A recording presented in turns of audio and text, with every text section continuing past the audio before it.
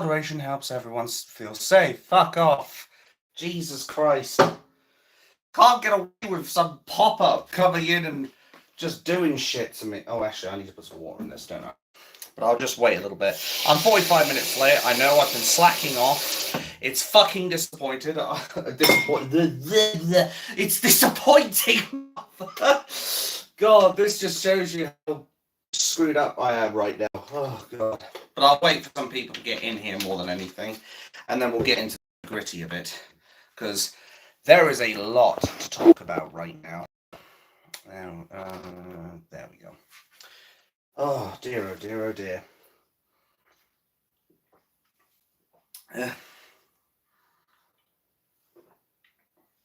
But yes, Labour landslide. Don't know what to say about that shit, other than it's highly disappointing, to put it mildly. What does it all mean? Well, obviously, it means a lot of fucking trouble for us, the people who voted reform, because it means now we have to put up with this Labour government for as long as they remain in power. And that could potentially be for another 6 years. And frankly, 6 months is enough to scare me, let alone 6 fucking years. But the Labour's party are basically based off of socialism. And if you've looked everywhere that socialism has been, you will see that socialism has not had a very good track record. And just take a look at what happened when we had all those Labour governments in power, who basically said to us, oops, we spent all the money each and every single time they've ever gotten into power. I mean, it scares me just on that front, let alone all the other fronts, which obviously are worse, but if they can't be trusted with money, I mean, look at what Gordon the bullion blundering Brown did. He sold all our gold at a fraction of the price that it was originally meant to go for. Therefore, we are in so much trouble when we've got somebody like Keir the biggest tool Starmer in power. I dread to think how quickly he's going to get his dick out and piss our money up the wall, metaphorically speaking. It scares me on that front, and it scares me on the front of he's already picked out a cabinet that are basically pro-immigration and importing the third world shitholes over to our country. That in and of itself is a nasty prospect. There's also the fact that these guys in the Labour Party will probably be pushing for more wars, more wokeness, and most importantly, more Islam. After all, it is no secret that Jeremy Corbyn, who was part of the Labour Party, maybe still is for a while. There, Hawkeye, I hope you're doing well. But it's no surprise that Corbyn was a supporter, an admirer of Hezbollah and Hamas, said that they were his friends. Then we've got Dying Hippopotamus, Abbott, or maybe I was right first time, the woman who seems to know how to wear 2 left feet and doesn't even know how the basics of maths work. But that's just 2 people I'm talking about right now. As I said, there's a third one that I need to discuss that I've said many times before, but I need to discuss again because of what it could potentially mean for Britain in a much more serious, sinister level. And that is, of course, Sadiq Khan. I have made a point many times in my previous videos, and some of my live streams as well, I think, that Sadiq Khan is going to be nothing but bad news for all of us. Basically, this man is the failed Muslim mayor of London, and not because he's a Muslim, but just because he's a crap fucking mayor, as I've always said. He is a man who has constantly pushed pride. He has constantly pushed DEI. He has pushed furiously for taxing motorists. and taxing us into oblivion. So what do you think he's going to do if he potentially becomes Prime Minister? Because we've seen it before, this kind of scenario, where we have one elected leader, or in the case of Conservatives, there was like 2 or 3 unelected leaders, but I digress.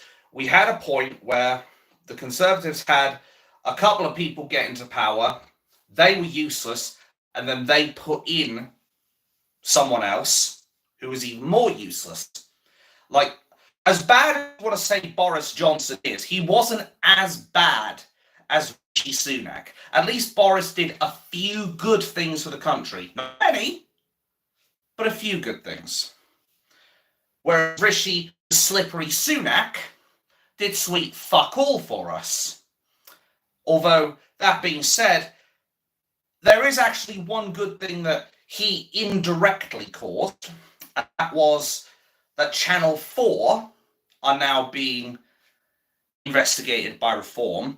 And if what's being said is true, Richard Tice has actually got it in writing, a written statement from someone who's saying he was a witness to Channel 4 colluding to interfere with the general election. Of course, I'm talking about that actor, Andrew Jones Parker, or whatever his bloody name is, the guy who said that he wasn't an actor, then had to come out and admit he was an actor, and then Channel 4 tried to say he's not affiliated with us, and then of course Ofcom decided to throw the case out, and then they smugly said on Channel 4, we've been cleared. No, it looks like you've not been cleared if Richard Tice has got this one thing, which basically could blow the whole lid off this thing.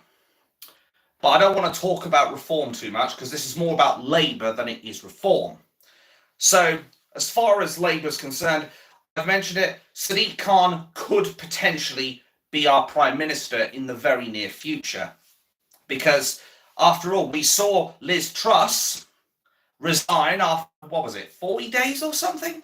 Like, she was our shortest serving Prime Minister, led the way to the unelected Rishi Sunak, Rishi the Slippery Sunak, and as such, it stands to reason why the exact same thing could happen with Keir the Biggest Tool Starmer letting loose our terrorist sympathising friend Sadiq Khan.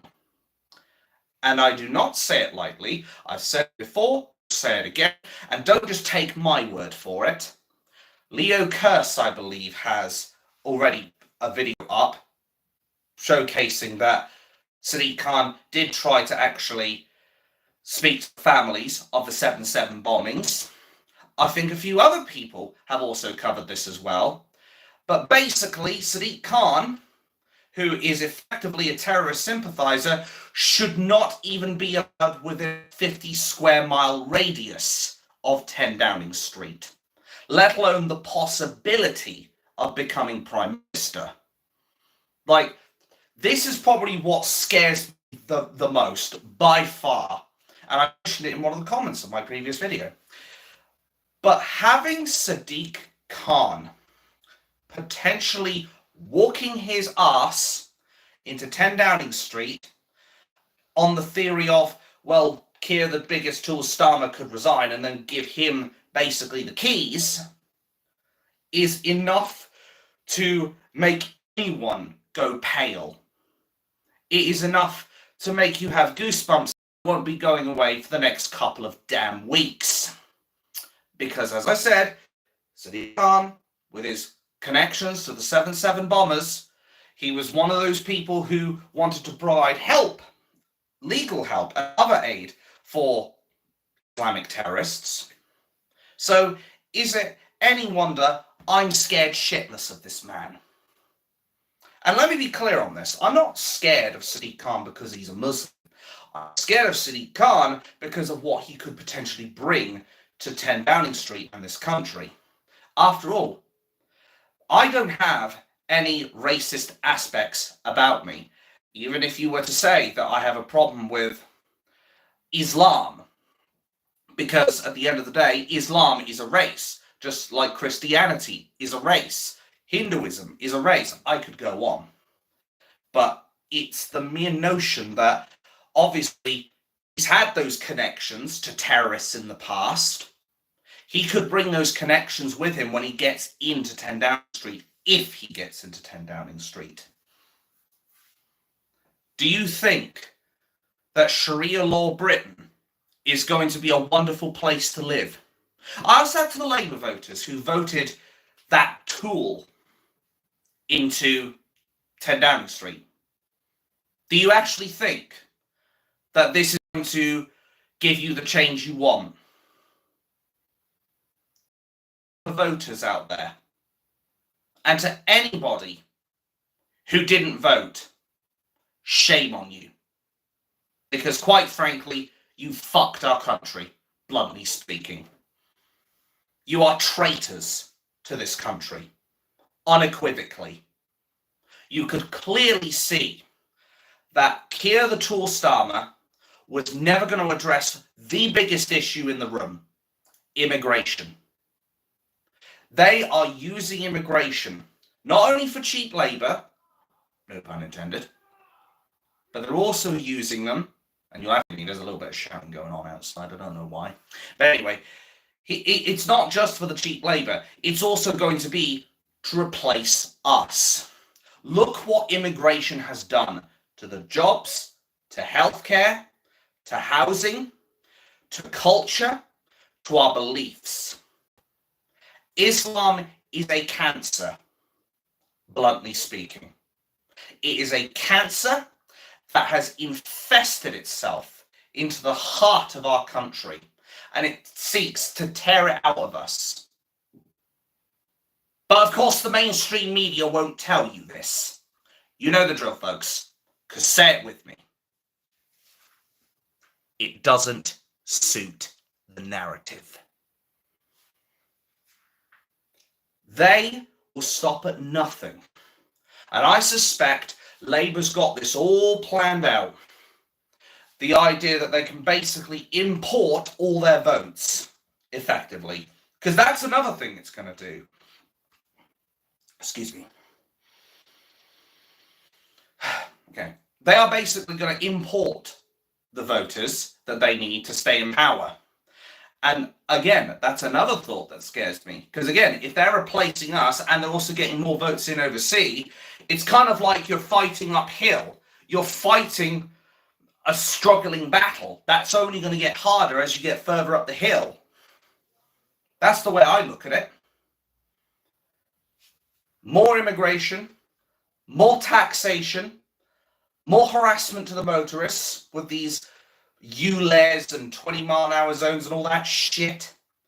They're going to try and get us back into the EU.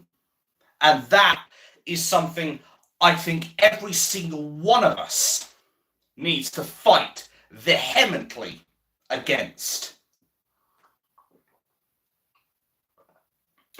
A lot of the Labour supporters were Ramonas. A lot of Conservatives were Ramonas as well. They didn't want to leave the EU. Hell, if David the con man Cameron had even half a chance, he would never have given us the referendum. He would never have given us the opportunity to leave the EU. He was basically forced to by Nigel Farage when he was part of and the leader of the UKIP party. But I'm pretty damn sure a lot of these career politicians in the Labour Party would never have given us a referendum. I can say that much for free. And right now, there's the aspect that they could force us back into it. And I truly despise that notion, because it would be the biggest political betrayal in the history of Britain. 17.4 million people voted to leave the European Union. And they could undo it just like that. I'm not having it. I'm not happy with it. I'm not having it. I'm not going to tolerate it. I don't even want the idea out there, let alone the physical possibility. This is what we've got thanks to electing Keir the Tool Starmer. I will briefly bring it back on to the reform topic, though, because there is one other thing that pisses me off big time. Because I'm sure out of the 4 million or however many votes that Reform got, there's some people who will watch this and say, I voted Reform, as in they did. Obviously, I did as well. I went there and voted Reform myself. But the point is, there are going to be people come in and say, I voted for Reform. 4 million votes. Maybe a bit more because I may have tuned in before the whole thing was over. But the point is, they had more votes than the Liberal Demotwats. But because of this shit first past the post system, Reform only got 4 seats, and then a 5th one has conveniently added all of a sudden. I don't know where that came from, but you got to take any victory you can. But there is one good thing to come out of all this. Like, as shit as it is, they only got 4 votes to the Liberal Democrats 60 or 70 or however many it was. The 4 people who got seats are probably some of the biggest political masterclasses out there. Lee Anderson, Richard Tice, Nigel Farage, and I can't remember the 4th one off the top of my head, but those 3 alone could easily send shockwaves through the establishment, just like Tommy Robinson is going to on the 27th of July, which I'm hoping to be at.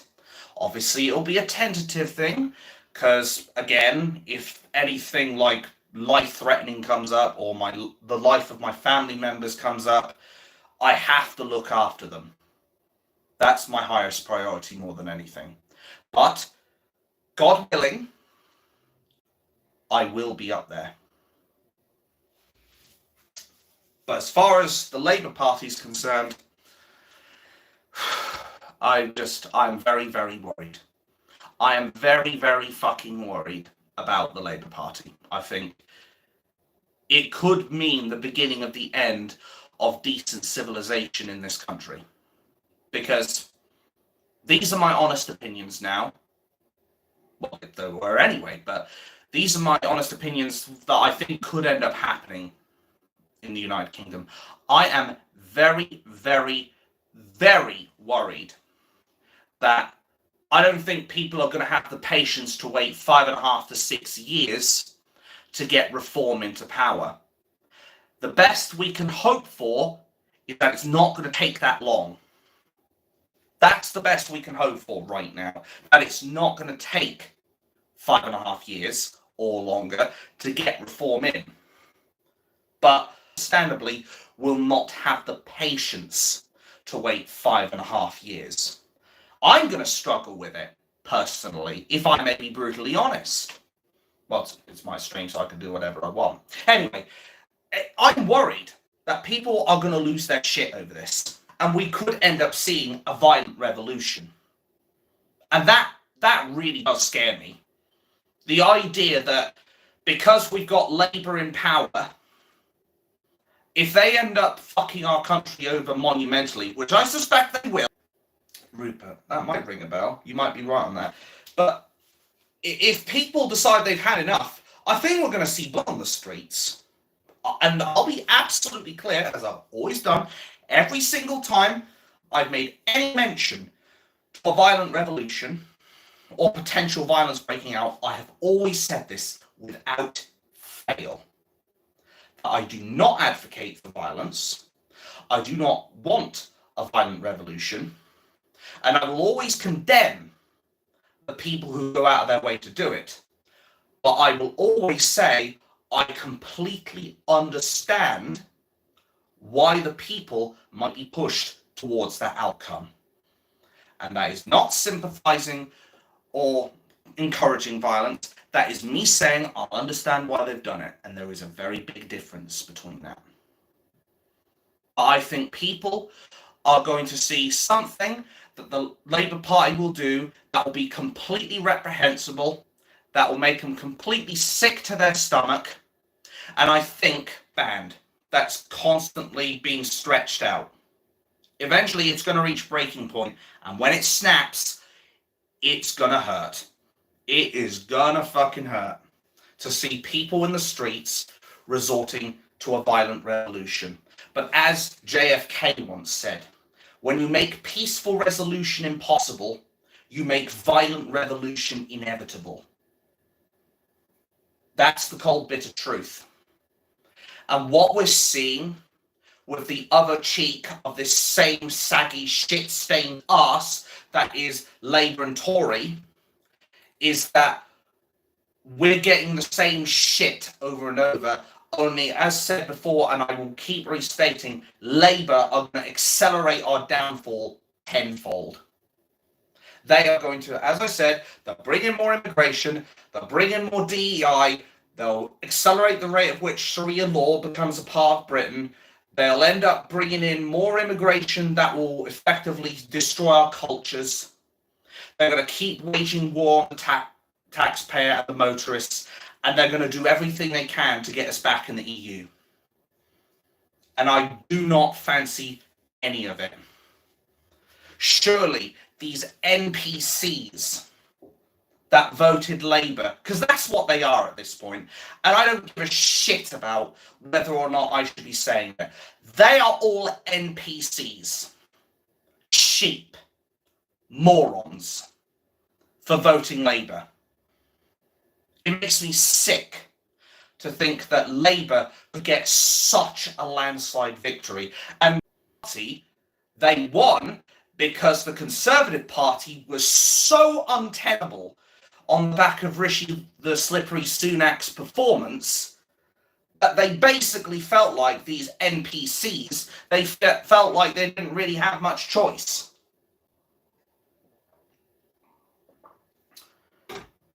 Of course, as long as we still have first past the post, we're never going to get the change that we truly need.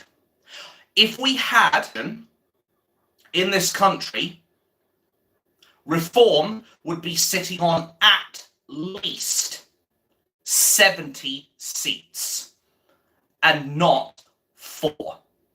They now. And I think that's why the establishment won't dare try to change that. Because if they change it over to a representative vote format rather than first past the post, it means that rather than the guy being this small on the other side, he's going to be more like this past the post system. And it needs to change. There needs a movement that says we will not tolerate first past the post politics anymore. We need action first and stops giving the majority of our seats, like 80-90% of the seats, to career politicians and the 3 big parties that basically do sweet fuck all for all of us. The people we've not voted for. As I said, much more adequately respected, rather than this complete farce that we see now. And I know there are going to be people who say, as far as what I've said about the investigative side of all this is concerned, but there does need to be an investigation opened up into postal electorate fraud. And on top of that, there needs to be an investigation into Channel 4 for interfering with the general election, which is very highly illegal, let me tell you. Like, if it comes out to the British public that they willfully lied, number 1, and number 2, that they had indeed interfered in the general election with a malicious smear campaign against Nigel Farage and his Reform Party. Do you think they'd investigate this if this was done to the Labour Party or Conservatives? They'd be all over it. If it was done to the mainstream parties, I can fucking tell you, they would be all over that. But because it's against Reform, they're basically like, oh, this is the case for Reform? That's what they've done. We need to take out the trash. We need to take out the trash inside that treacherous government. And we need to do it quickly. Because if we don't, I'm scared of what will happen for this country. I'm really scared. I want this to be peaceful, but I am extremely worried that time is running out. We are on borrowed time right now. That is why we all need to be up there on the 27th of July with Tommy Robinson, ready to protest against the traitors in the houses of treachery. I mean Parliament. Or maybe I was right first time. Because if we don't put in 100% with this event, we're done. It's as simple as that.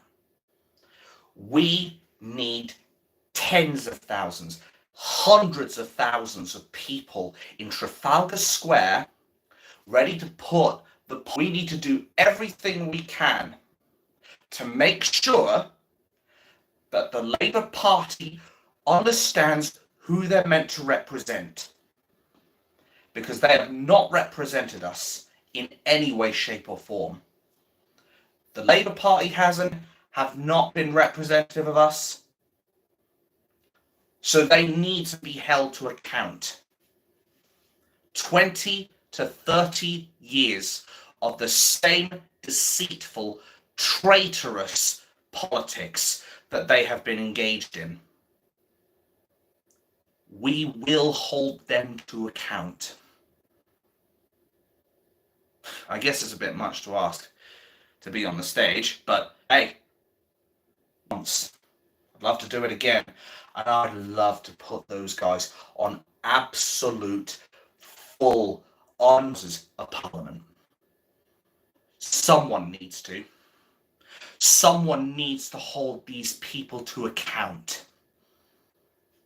And I'm not afraid to be as blunt as I possibly need to ensure they get the message. I'll do whatever it takes. These traitors have served themselves for too long. When we're there on the 27th, we will remind them who they're meant to represent. Thank you for watching, guys. It's been an absolute pleasure, with my stroke aside, to do this. 27th of July. All of us. Hundreds of thousands of people I am hoping for. Because if we can get those kinds of numbers, there is no way they'll be able to lie out of this one. There is no way they'll be able to ignore our movement then. And there will be no way they won't be able to trash and place it in the dumpster of history where they rightfully belong. We need representation for the British people, and we'll stop at nothing to do it. Thanks for watching, guys. I wish you all a good morning, afternoon, or evening wherever you are in the world, and I will see you all in the next one. Bye-bye for now.